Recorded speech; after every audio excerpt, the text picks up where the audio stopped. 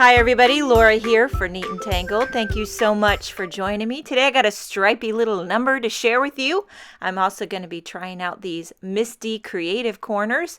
I got them not too long ago and I couldn't wait to give them a test drive. So I'm trying out this one right here. This one is the right triangle. And yes, I did just have to Google that because I was going to call it an isosceles. Believe it or not, I used to get an A in math. But it's been a long time. Let me tell you, a lot of water under the bridge with the old mom brain. And here's the stamp set by Neat and Tangled. It's called On the Line.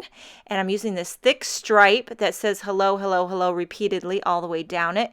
I love a good stripe. I'm all about a stripe. There's just so many designs and fun things you can do with a stripe. You can do plaids. But you don't have to do plaids. You can overlap your stripes. And you'll see here what I'm going to do. I'm using Mama Elephant pigment ink starting with Orangeade. So what I'm going to do, and I did something recently like this where you move the card base. I move it up 3 squares. I'm going by that Misty grid. So depending on the thickness of your image and what you're using, you got to play around with the spacing.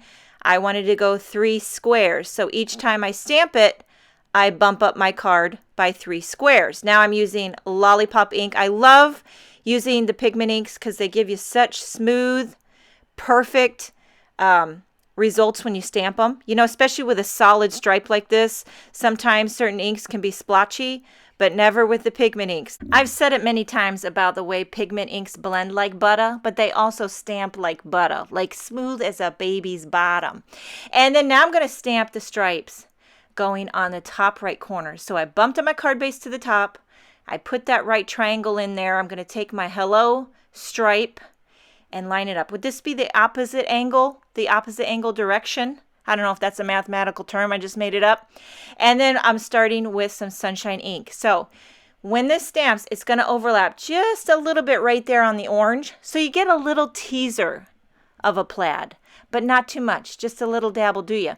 And then I'm going to bring down the card base by 3 squares. Just like I did on the bottom, I bumped it up 3 squares. Now I'm bringing it down 3 squares. And then this time I'm inking up with Mojito.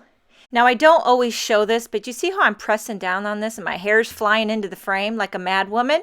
That's what you call CPR stamping. I'm doing like CPR on the Misty. I'm standing up and I really put my body weight on it. I ink it up twice. So for each stripe, I stamp it twice to get that rich, vibrant color like I love. Look at this. It's a 1-layer stripy wonder. Now I'm going to add a sentiment.